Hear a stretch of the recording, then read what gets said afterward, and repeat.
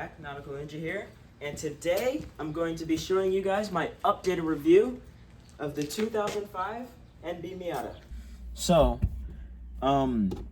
if you watch the video, you can see, well, first of all, I was kinda, not great at driving it.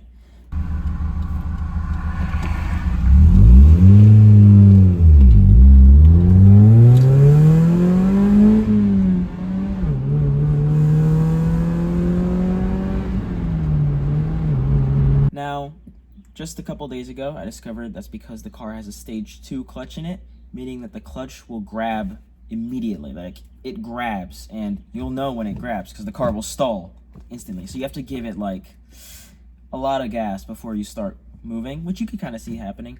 And then, of course, I was shifting not well. But I've got it figured out now. I'll probably play a clip of me driving it like a week after I made that video and driving it fine.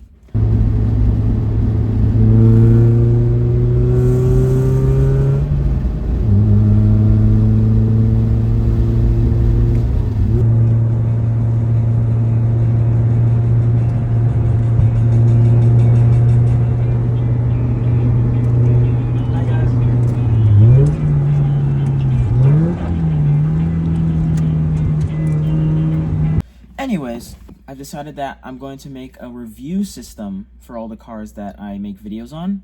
So, the Celica, for example, here's my review of that. I'm not gonna go through the whole thing. I'll just put it on the screen because it's make the video too long. But it's basically gonna be, yeah, guys. For some reason, I got subjective and objective mixed up. But basically, what I'm trying to say here is, the rating system is going to be as objective as I can possibly get it to be, but it's of course going to be slightly subjective because it's still my personal opinion. But it's going to be based on performance, reliability, comfort, practicality, and value. So stuff that everyone kind of looks for when they're looking for a car. And this is going to be a system out of 100, but each category is going to be out of 20, so that it all adds up to 100. And I'm going to try and be as fair as possible when I'm making these reviews, or when I'm rating these cars, because I'm not going to, just because I like a car doesn't mean it's going to be 100 out of 100. I need to actually, subjectively rank it. So, the 2005 Mazda MX-5 Miata. In terms of performance, the BPZ3 is the 4-cylinder engine that they put inside the NB Miata. The engine only makes about 140 horsepower, but with the size and weight of the car, it's more than enough power to make the car feel pretty quick. The suspension's also great. The car is front heavy a little bit just because of the engine up there, but it still handles corners really well, and you can feel that when you hit the brakes, car leans forward, you get that grip on the front tires, and you can turn it and get all the grip in the corner. In terms of performance, the car is also very moddable. Lots of people will choose to turn their Miatas into track cars, so you'll see people with roll cages, you'll see people with putting turbos in their cars, although there is the Mazda Speed variant, which comes with a turbo, adding to that performance ranking. But just in general, the stock Miata, you can do a lot with it, which is great, and because of that, I give the performance rating a 15 out of 20, which is great, really good. Moving on to reliability. The BPZ3 engine, going back to that, is known for being pretty reliable. Some Miatas can reach over 200,000 miles easily, but the biggest reliability issue with Miatas, and honestly any convertible car in general, of course, is the soft top. The soft top, eventually over time, is going to degrade. It's going to develop holes, slight leaks, water will get in, dust will get in, whatever. Of course, it's a fix that isn't that expensive to do. You can buy a new top for a Miata for $500? The issue is how much time you have to spend doing that, and the fact that you have to spend money to fix it in the first place. Some owners will choose to just leave the top off or just never put the top up, so not a problem for them. But for those of you that want to daily drive the car, I would recommend having the top working just so that you have AC in the summer, or if you drive it in the winter for whatever reason, you can keep the heat in. So, I mean, other than that, though, there aren't many reliability issues with the NB. I'd say there is a problem where some of them will burn oil. This is usually in the earlier gens, so like 1999 to like 2000, but this is not common at all, so not something you would worry about. So anyways, reliability gets the same score as performance, a 15 out of 20. Now, comfort. Here's where the ratings go down. So the car is tiny.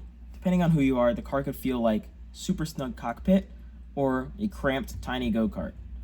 I fit in the car fine, but I mean, I have friends who are pretty tall. One of them, he's tried to sit in the Miata, did not fit at all. Imagine daily driving it as somebody that's taller than 6 foot.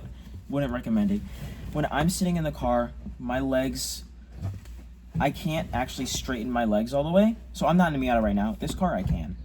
But Miata, I can't, unless I like sit up like this, I can't stretch my legs all the way. And so my legs are always bent. But that's fine, because it gives me more access to the pedals. I can actually heel toe when I do that. So fine for me.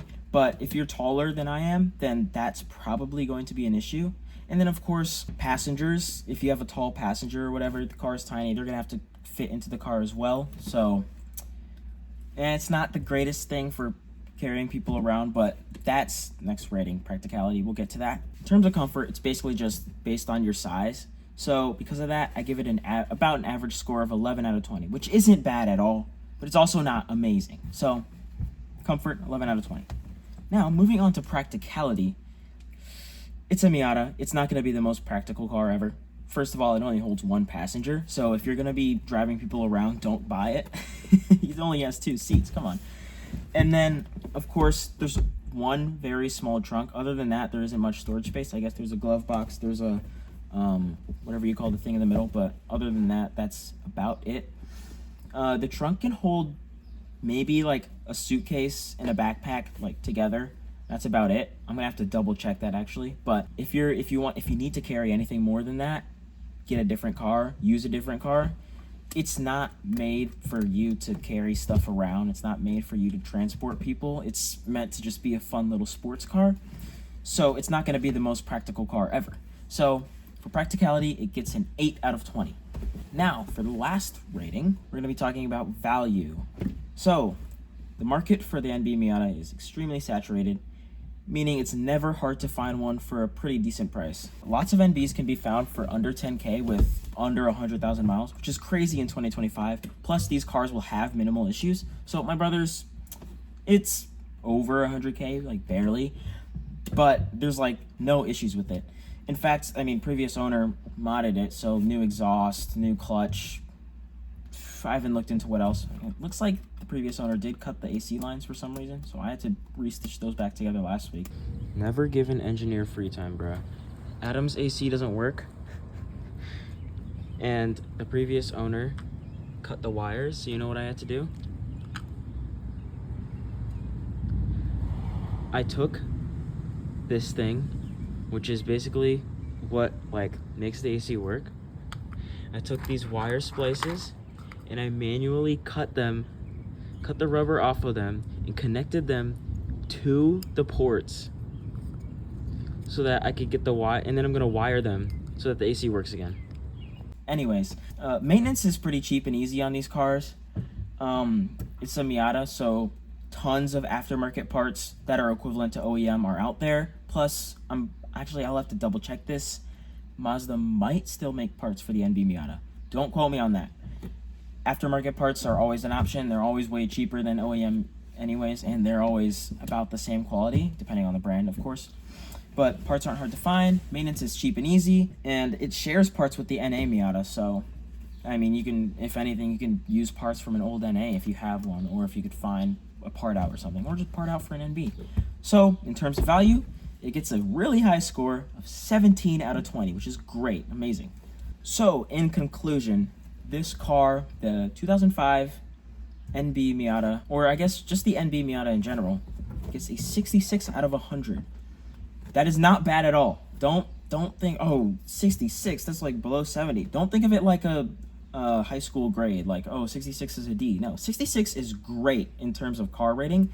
Think of the individuals. So performance is great, reliability is great, value is great. Practicality and comfort aren't great, but of course, I gave you guys my reasons for those, and I mean, it's up to you to judge whether my reasons were valid or warranted. Anyways, 66 out of 100, which is a pretty good score on my rating scale. So that's my updated review of the NB Miata. I hope you guys enjoyed. I promise to you, I know how to shift it now. You saw the clip earlier. But yeah, that's about it. I hope you guys enjoyed. Please leave a like, subscribe, and my next video will be on this car right here.